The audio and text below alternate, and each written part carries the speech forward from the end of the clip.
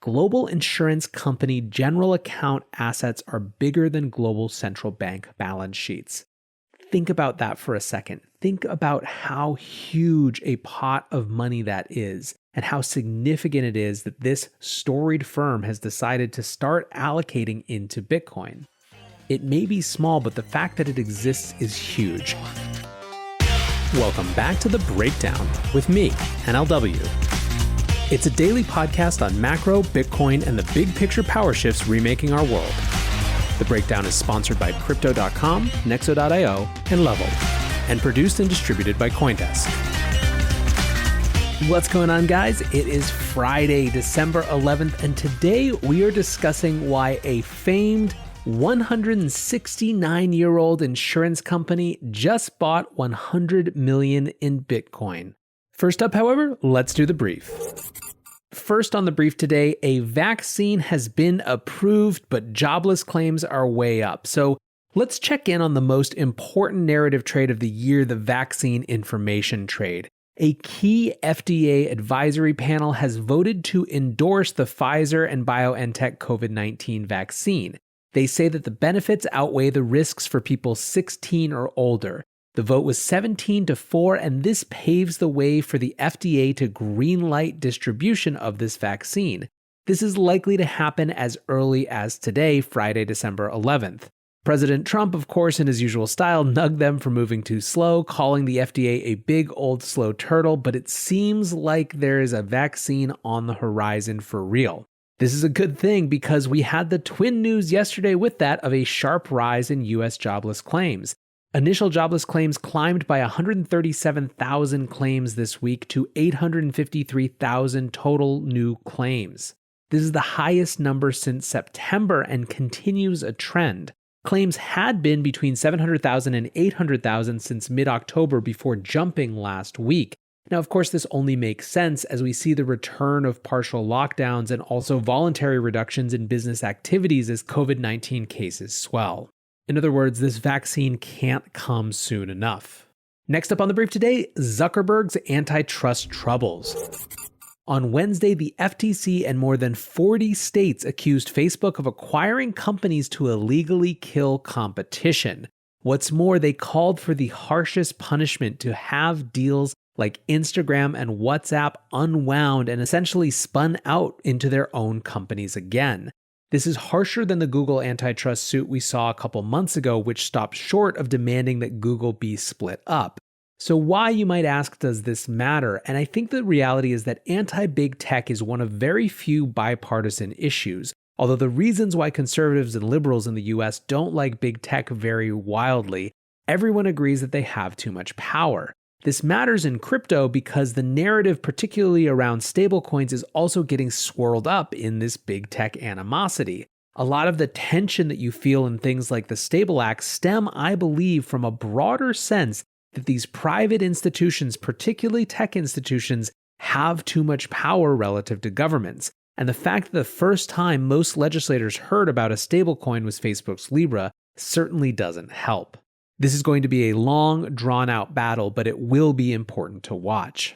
Finally on the brief today, Chairman Heath Tarbert of the CFTC is resigning. So speaking of legislators, CFTC Chairman Heath Tarbert intends to resign early next year. This was announced yesterday on Thursday. Tarbert has been an extremely pro-crypto chairman.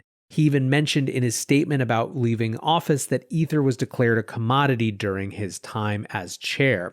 This is one of many potential departures that could hit the crypto industry. There's a lot of bluster and conversation around OCC's Brian Brooks, who could also be out soon, depending on what the Biden administration chooses to do. This episode is brought to you by Crypto.com, the crypto super app that lets you buy, earn, and spend crypto all in one place and earn up to 8.5% per year on your Bitcoin. Download the Crypto.com app now to see the interest rates you could be earning on BTC and more than 20 other coins. Once in the app, you can apply for the Crypto.com Metal Card, which pays you up to 8% cash back instantly on all purchases. Reserve yours in the Crypto.com app today. Many investors want to be a part of the next bull run. Others seek to build their dream home, finally launch that startup, or fund their education. Try Nexo's instant crypto credit lines and borrow against any major cryptocurrency with no minimum or maximum withdrawal amounts, no fees whatsoever, no credit checks, and flexible repayment. Not to mention the APR starts at just 5.9%. Stay on top of your investment game with Nexo.io. And remember, it's your crypto, your credit, your choice. Get started at Nexo.io. Hey guys, I'm excited to share that this week we have a special product launch sponsor. Level is a revolutionary new Bitcoin exchange with no trading fees and no hidden spreads.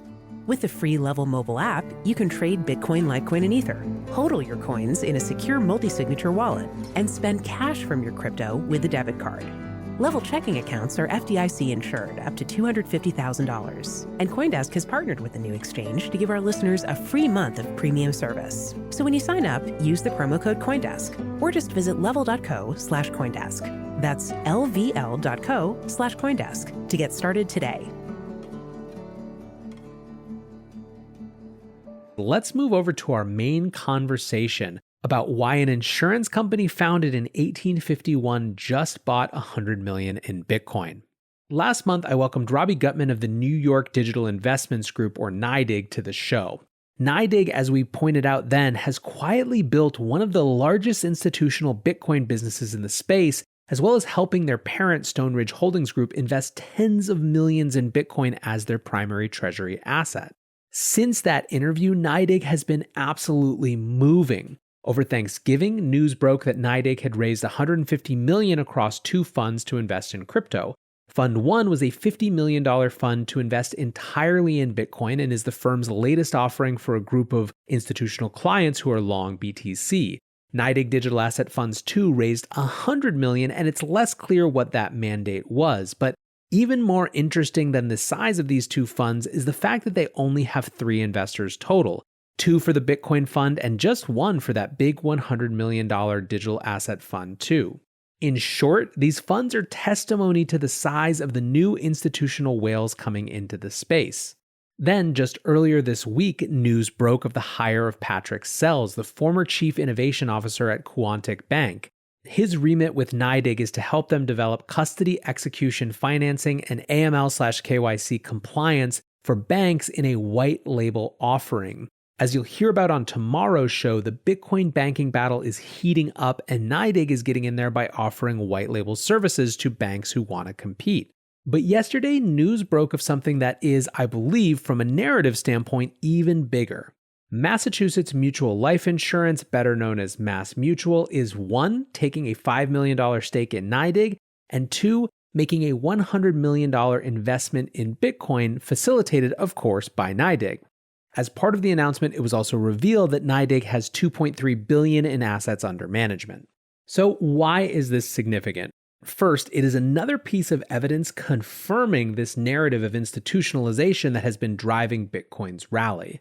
This year, as we've heard from so many people, has been a respectability rally, a rally of big institutions, of wealthy individuals, of the most enfranchised class of finance coming to this asset in a big way. Second, however, I think it's even more significant than that. The phase that we're in is one in which it is slowly but steadily becoming more risky to have no opinion and no exposure than to have some exposure or even too much exposure. And this is not just from an upside opportunity cost perspective, but from a career risk perspective. A few years ago, career risk was getting your institution in Bitcoin. That could seriously bomb your trajectory if it went pear-shaped. However, I think it's switching now, and quickly career risk is going to be missing this wave and having to buy in later at higher prices. Jameson Lopp tweeted something along these lines the other day saying, "Imagine the reputational risk of being a financial advisor who has public tweets posted predicting Bitcoin's failure back when it was orders of magnitude cheaper to acquire." In this transition, the nature of the firms getting involved matters greatly. Paul Tudor Jones was huge because of his influence and standing in the hedge fund world. MassMutual similarly is huge because of what it represents. This is a firm founded before the Civil War, whose job is to keep safe people's money for when they need it most. Tim Corbett, the chief investment officer at MassMutual, said, quote, "We believe that having an equity stake in Nydig as well as a Bitcoin position in our general investment account will help us deliver long-term value to our policy owners. We look forward to further exploring additional ways to work with Nydig consistent with our ongoing focus on innovation and diversification. I want to point out importantly just how different a type of institutional buyer an insurance firm is.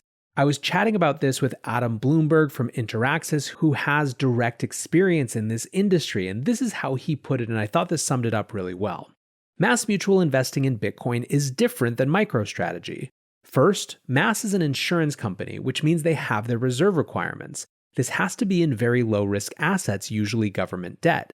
The idea is to have cash on hand to pay claims and to match short and long-term income with actuarial data and potential claims in the future. Then, add to that the fact that they are a mutual, and there is not a profit motive like MicroStrategy. They aren't publicly held. Owners of the company are the participating life insurance policy owners. Mass has to be even more conservative than most insurance companies. They have to offset potential future claims with current and future revenue and with income and growth of investments. However, much of their investment has to be conservative. Much of their competitive edge is in the ability to maintain a consistent dividend for their policy holders. With such low interest rates now and in the future, this becomes difficult. That makes the Bitcoin choice that much more interesting. To be fair, they have billions of dollars and they chose to invest $100 million, so it doesn't really move the needle. However, they saw enough need to offset low interest rates and found the best place to invest that $100 million was in Bitcoin. As I said, I think this does a great job of just really articulating and showing how different this is than maybe some of the other institutional actors that we've seen enter the space. I also asked Robbie Gutman, the CEO of Nydig, if he had anything to add to the press release, and this is what he emailed back. Quote, "There are $3 trillion of assets in the general accounts of the top 10 US-based life and annuity companies. There are another $2 trillion of assets in the general accounts of the top 10 US-based property and casual insurance companies. That's $5 trillion of assets in just 20 companies, just in the US. Global insurance company general account assets are bigger than global central bank balance sheets. This is the start of something enormous.